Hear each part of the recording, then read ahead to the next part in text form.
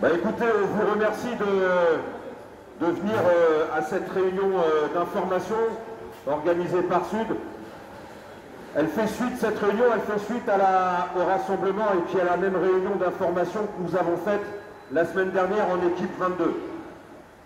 Notre habitude, c'est toujours de réunir les salariés, de discuter, de donner les informations pour que chacun puisse se faire une idée et puis qu'on discute entre nous de la situation dans l'usine. Parce que la direction, visiblement, a décidé de passer la vitesse supérieure, de changer de braquet avec cette annonce, ce prétexte de la baisse de cadence à 30 véhicules heure pour derrière annoncer son projet de supprimer 240 emplois. Alors la direction, elle parle de poste, nous on parle d'emploi. Pourquoi on parle d'emploi? Parce que c'est des femmes et des hommes en chair et en os dont l'emploi va être supprimé. Et c'est ça le problème, c'est pas simplement un poste de travail qui est supprimé, c'est que derrière, voilà, il y a des gens en chair et en os qui travaillent et qui n'ont plus de poste. Et ça pose évidemment d'énormes problèmes. La direction, dans ses plans de production, elle a une nécessité, d'après elle, d'après ses calculs, c'est de baisser la production à 30, la cadence à 30 véhicules heure. Dont acte. Mais nous, ce qu'on pense, ce qu'on a revendiqué au CSE et ce qu'on doit revendiquer tous ensemble, c'est que si la cadence, elle baisse à 30 véhicules heure, comme elle a déjà baissé depuis quelques jours, eh bien tant mieux si on garde tout le monde. Parce qu'on a tous vu la différence au niveau de la fatigue à la fin de la journée. On est moins fatigué. On est moins fatigué parce que justement, la charge de travail qui pèse sur chacun d'entre nous, elle a diminué. Si elle diminue, on est moins fatigué. C'est aussi simple que ça. Mais la direction, elle ne l'entend pas de cette oreille. Elle, ce qu'elle veut, c'est le prétexte, avec ce prétexte de baisser la cadence à 30 véhicules heure, elle veut supprimer 240 postes, 240 emplois. Alors ces 240 emplois, il y a déjà les premiers concernés, les premiers visés, ceux qui sont en première ligne, c'est les 79, 80 intérimaires qui sont essentiellement ici au montage. Eux, ils vont être licenciés. Ils vont avoir leur contrat qui va être supprimé, qui va être mis en fin de mission à la fin du mois. Et Peugeot les renvoie au chômage. Ça, c'est un gros problème. Il y a aussi les 45 contrats pro, les CDD, qui petit à petit, progressivement, vont être mis aussi en fin de contrat. Pour les intérimaires, nous, ce qu'on revendique, c'est que vous restiez dans l'usine, c'est que vous gardiez votre poste de travail, vous gardiez votre emploi. Parce que d'abord, vous avez besoin de votre emploi pour vivre, d'un salaire pour vivre, et les CDI, nous, on a besoin de vous, justement, pour ne pas avoir notre charge de travail qui augmente. Alors, ce qu'on revendique, c'est que tous les intérimaires et tous les CDD, ils restent dans l'usine, ils gardent leur emploi et ils gardent leur paye, et que chacun, on ait moins de travail à faire. La direction, c'est le contraire qu'elle veut faire. Et je tiens simplement à informer les intérimaires que c'est dans ces moments-là, au moment de la fin de contrat, que systématiquement, pratiquement systématiquement, vous allez vous faire voler. Parce qu'il va y avoir le remboursement des avances que la direction vous a faites. Il va y avoir le solde du compteur, en négatif, en positif. C'est une vraie usine à gaz. Personne n'y comprend rien du tout à ces fiches de paye. Et le but, il est clair, l'objectif, il est clair, c'est de vous voler de l'argent. Et donc ça, ce qu'on vous demande, c'est de prendre un numéro de téléphone d'un militant Sud, et si vous avez un problème sur votre fiche de paye, appelez-le, et puis on essaiera collectivement d'aller voir la boîte d'intérim, et surtout d'aller voir Peugeot pour régler la situation. Parce que c'est pas normal que vous vous faites voler comme ça. Après, pour le reste c'est les CDI. Les CDI, c'est un gros problème. C'est que dans ce plan de suppression d'emplois, 240 emplois qui sont supprimés, la direction, elle a comme objectif de vider l'usine des CDI. Et pour vider l'usine des CDI, elle a pensé à un plan un peu machiavélique, en tout cas un plan qui est inacceptable, écœurant et révoltant, qui est de décourager de démoraliser chaque CDI et d'essayer de mettre la peur sur tout le reste. Démoraliser, décourager, comment elle compte s'y prendre. Elle a déjà démarré avec les camarades du ferrage, de la peinture, des caristes, de QCP. Ces camarades-là, ils vont avoir des mutations forcées sur les postes de NV et sur les postes de HC pour remplacer justement les intérimaires. Et quand on a fait 10 ans, 20 ans, 30 ans au ferrage, en peinture ou à QCP chez les caristes, arriver sur un poste de HC, ben ça peut être très problématique. C'est carrément un changement de vie. C'est un changement de conditions, un changement de conditions de travail. Et la direction, elle mise sur le fait que ça décourage et ça démoralise les copains. Et qu'après, ils prennent le plan, ce fameux DAEC, qui va s'ouvrir là, au 1er avril, et qui partent avec zéro, ou pratiquement zéro. Je vais y revenir. Donc ça, c'est un gros problème. Ça, il ne faut pas qu'on l'accepte non plus.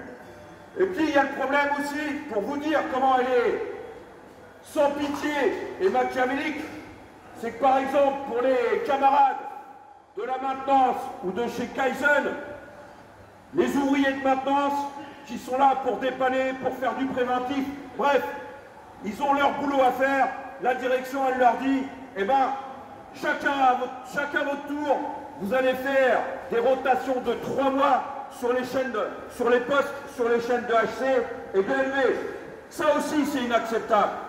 C'est pour vous dire que s'ils s'en prennent aux ouvriers de maintenance, s'ils s'en prennent aux camarades qui travaillent à Kaizen, ils s'en prennent à ceux du ferrage, de la peinture, de QCP, des CPL et des ouvriers de HC et de LV qui voient aussi leur poste supprimé et être mutés, on ne sait pas où, ils s'attaquent à tout le monde. Ils s'attaquent à tout le monde parce qu'ils ont un plan en tête. Là, c'est la première étape de leur plan. C'est le prétexte de baisser la cadence et de supprimer 240 emplois et derrière d'essayer de vider le plus possible l'usine de ces CDI. La deuxième étape, on la connaît. On en discute tous depuis des semaines, voire des mois. C'est le passage en une équipe. Le passage en équipe, on va dire la vérité, parce qu'il faut toujours dire la vérité. Le baratin, le mensonge, ça ne sert à personne, sauf à la direction. Ce moment où ils vont décider de passer en une équipe, on ne le connaît pas. Ça peut être fin décembre, début janvier, ou l'année prochaine, on n'en sait rien. Mais ce dont on est convaincu, les camarades, et ça, tous les syndicats le savent, tous les syndicats le savent, et là je baratine pas. Ce dont on est convaincu, c'est qu'après l'Opel Mokka, il n'y a plus de voiture.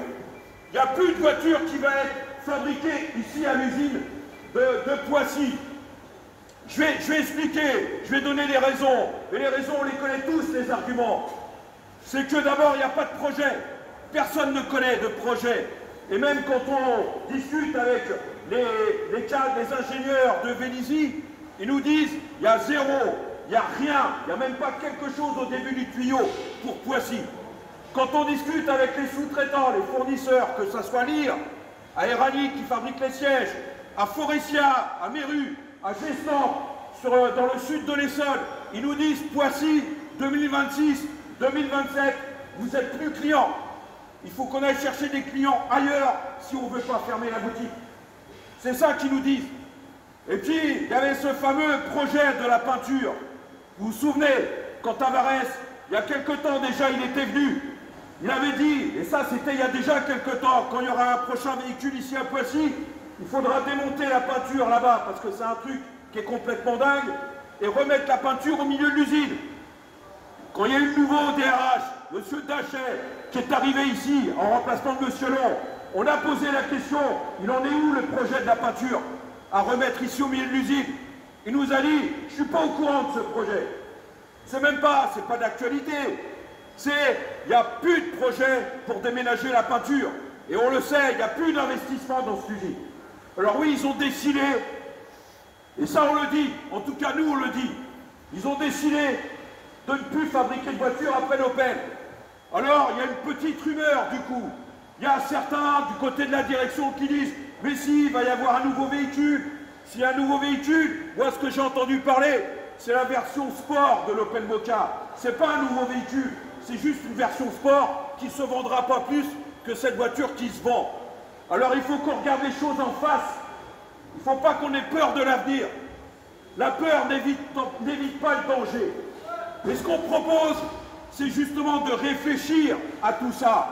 Là, il y avait certaines personnes qui doivent travailler du côté de la direction qui disent « Attention, ça va débrayer, ça va débrayer ». Non les camarades, on n'est pas là aujourd'hui pour débrayer.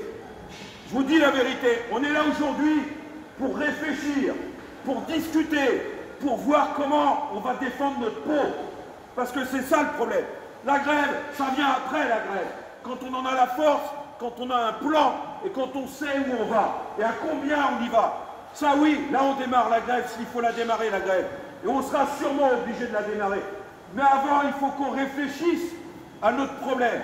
Il faut qu'on ait un plan. Et la première chose à faire, à discuter entre vous les camarades, c'est quand le 1er juillet, le plan il va s'ouvrir, le DAEC il va s'ouvrir. Je ne parle pas du congé senior. Les camarades, les ouvriers qui vont pouvoir partir en congé senior, eh ben ils partent en congé senior, tant mieux pour eux s'ils décident d'y partir. C'est malheureux que ça soit à 70% de salaire. Ça c'est malheureux. C'est malheureux que ça soit que à 3 ans et pas à 5 ans. Ça aussi c'est dégueulasse. Mais ça c'est une chose le congé senior. C'est qu'on a travaillé et puis maintenant c'est acquis. Le problème, c'est quand vous avez, je veux dire, des représentants de la direction, peu importe s'ils sont vraiment de la direction ou s'ils sont d'autres personnes qui vous disent « Allez, tiens, je t'emmène au bureau UNDP et puis tu vas signer le DAEC. Il faut que tu partes, il faut que tu partes. » Réfléchissez les camarades. On a entre les mains quelque chose qui vaut de l'or. C'est un CDI.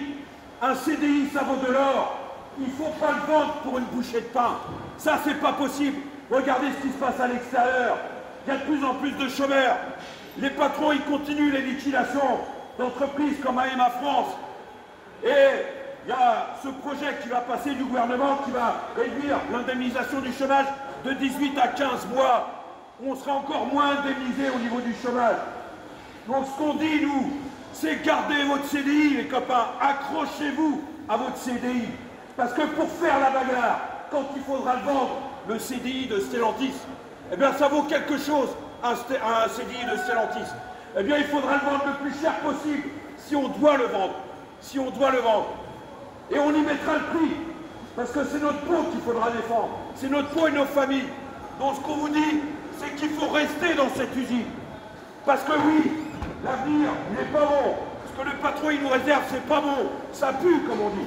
On va pas dans le bon sens. Alors il faut qu'on reste tous ensemble, le plus nombreux possible. C'est ça déjà la première chose à faire. La deuxième chose à faire, il faut se convaincre qu'à Poissy, nous ne sommes pas un village isolé. On fait partie d'un groupe. Et il y a d'autres usines, malheureusement, qui ont les mêmes menaces que nous, ici à Poissy. Il y a Douvrin qui est en train de fermer.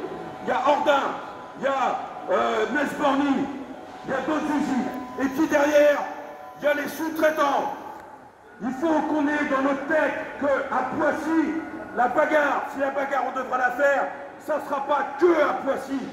Il faudra entraîner les camarades de Lire. Les camarades de Lire, si ici on ne fabrique plus de voitures, à Lire, ils ferment. À Forestier-Méru, ils ferment. À Gestampe dans l'Essonne, ils ferment. À Valéo, je ne sais pas où, ils ferment. Eh bien, il faudra aller les voir. Il faudra les embarquer dans notre bagarre. Parce que plus on sera nombreux, plus on aura de chances de réussir à défendre notre peau et à gagner le maximum. Alors pour l'instant, on ne peut que discuter, les camarades, continuer à se réunir, réfléchir entre vous, être solidaires, être unis, parce qu'il n'y a que comme ça qu'on pourra s'en sortir. Et il faut trouver le moyen, notre force, de refuser les suppressions d'emplois, de refuser que la maintenance y fasse les rotations de 3 mois. Il n'y a que comme ça qu'on y arrivera, ensemble. Et peu importe les syndicats, c'est plus un problème de syndicats, c'est un problème d'ouvriers. Merci à tous. Bon courage à vous.